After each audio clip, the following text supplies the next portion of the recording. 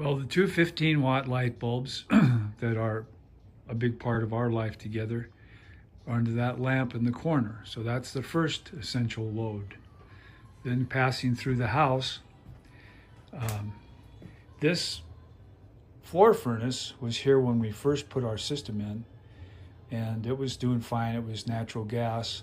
And what we would do is we would circulate the air using that fan up there. But then we decided we wanted to get a central air furnace, forced air furnace, so we did that. And so we still have the natural gas, but we have electricity required for the blowers, the ignition, and so forth. So that's a new load in the last 17 years. But that's offset by getting rid of not running the fan unless it's a really hot day. We'll turn it on for a really hot day in the summer. Another essential load that wasn't here 17 years ago is this stove. We had a really neat old natural gas 1958 model stove, but Kathy was getting headaches, and we read where the stove was probably the problem, so we replaced the stove with this electric range, and that's a new load in 17 years. Basically, because there's just the two of us, we use this one of the small hot plates. They're 1,250 watts. The big one's 2,400 watts.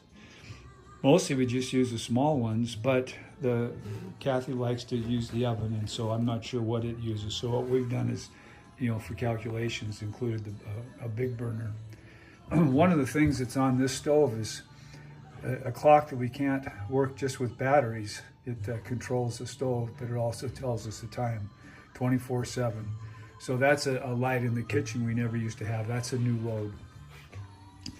Then, because we don't see the need to turn the stove on to heat water for coffee, we have this kettle, and we have it going probably for the first hour each day, heating water for our coffee and tea and so forth.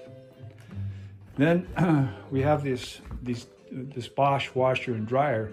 The Bosch washer is an essential load, 4 loads a week, and the dryer that goes with it is 4 loads a week. We started out thinking we could get by without the dryer, just use the clothesline, but 17 years has gone by and we had extra electricity to use up, so we started using that first thing, and I'm all for it. Kathy does a lot of work. I don't have to do the laundry, and she does it, so if she wants it, she's got it.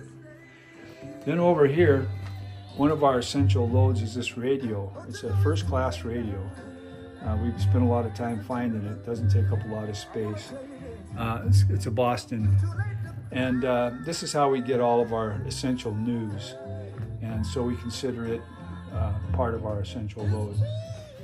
We kept our landline because it's more secure than the cell phone.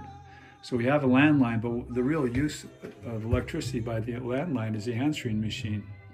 So we're sure to get all of our messages that come into that number. The lights above the phone are the lights that are associated with the inverter and the converter and so forth, and both lights are on green.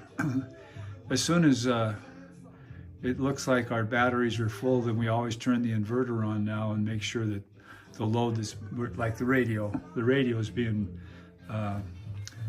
energized by solar electricity right now.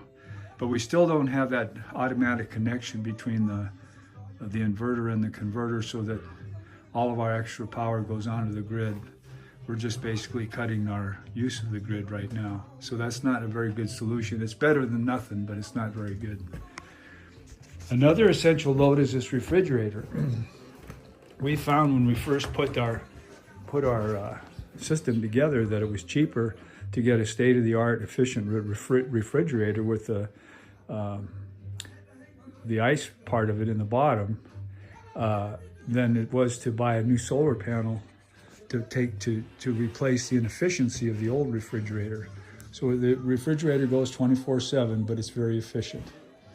And then another new load that we have is this system for communicating with the telephone company and keeping all of our gadgets electronic gadgets tied together. That uses quite a bit of electricity, 24/7. So when we go on a trip, we shut it off because we're not here. And sometimes we forget to turn off the printer, but that's not an essential load. That local area network is. Then we have 4 computers. We have the desktop, we have an iPad, and we have this cell phone that I'm using and Kathy's cell phone. And then we have a load that's kind of discretionary, but we have it on a lot, and that's this memory. And sometimes we leave it on, and that uses up electricity. But if you look at all the computer capability we have, they basically are interchangeable. So if we're using the desktop and not the iPad or the cell phone, it's basically like having one computer. But anyhow, all of this is on one surge strip, and that way we can be sure when we go to bed at night we shut everything off. Everything's fully charged when we shut it off, and it's ready when we get up in the morning.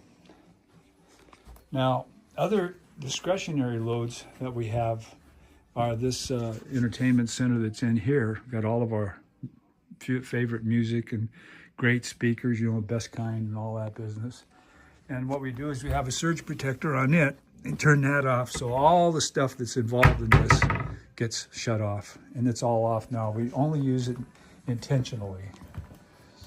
Then another surge protector is right here behind this record player we use for our vinyl and also for making CDs.